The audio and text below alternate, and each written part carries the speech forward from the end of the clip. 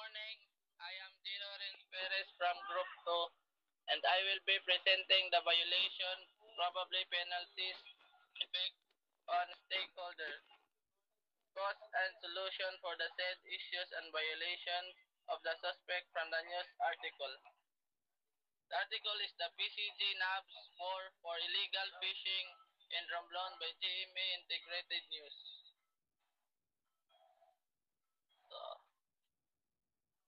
So, according to the statement, the Coast Guard conducted an operation in Barangay Cambalo, Romblon after receiving reports of illegal fishing activities. So the suspects were caught using an unauthorized breathing apparatus and other illegal fishing gear.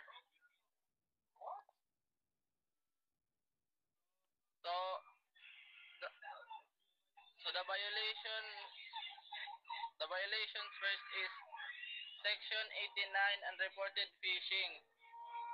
The violators mentioned in the news did not report the catch or fishing activity of catching 30 kilograms of assorted fish. Nakatulay ra dayon ang dakop ngan waray report sa authorities kung ano man ang nakatch. Another violation based on the news report is Section 121, use of an unlicensed gear. The violators in the news were caught using an authorized breathing apparatus. Dire rehistrado ang mga ginagamit pandakop nga nanhaiba nga lugar. Hindi diri gudit paggamitin ang authorized breathing apparatus sugad ang compressor asya nalabag ini nga seksyon.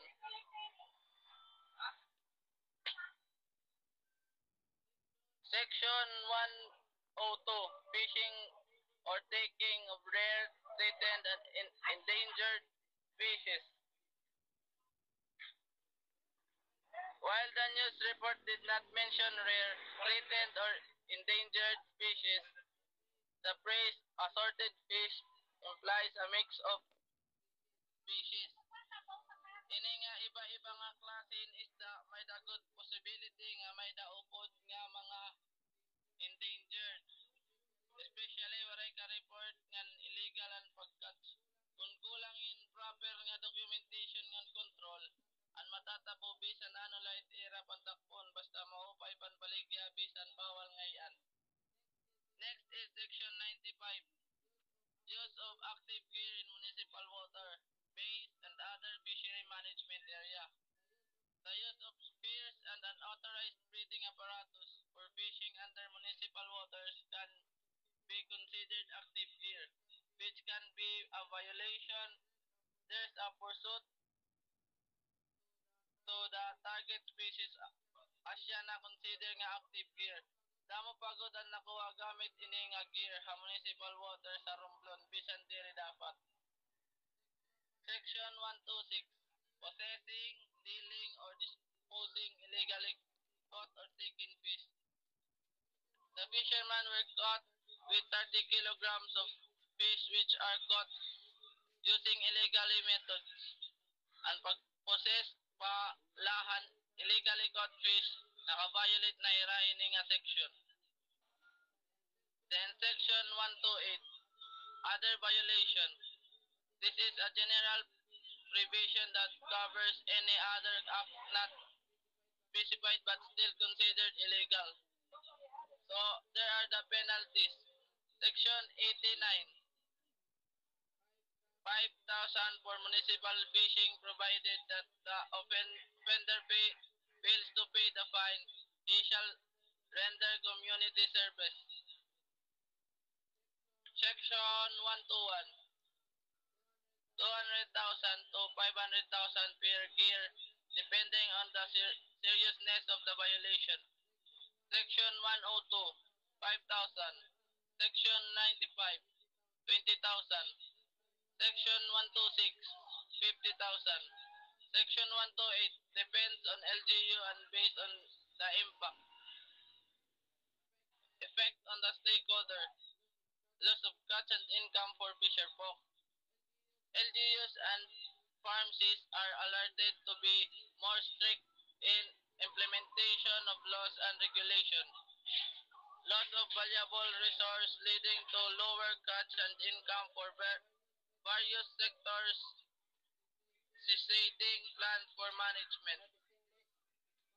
Possible cause. Section 89, less strict implementation and registration.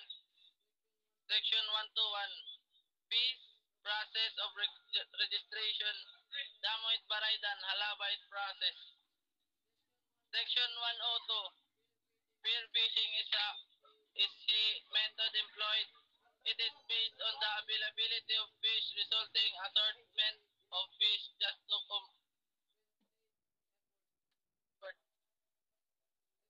Section 95, to increase catch rate and speed of capturing and hauling catch active gear is used by the suspect. Section 126, there is lack of strict enforcement and possessing these fish and dealing them can result to higher income. Section 128, there are different regulation per municipality. This is the possible solution. More focused implementation and enforcement check of gears, free fees for registration day and night, incentives from government to fisher folk. That's all for your listening. Thank you.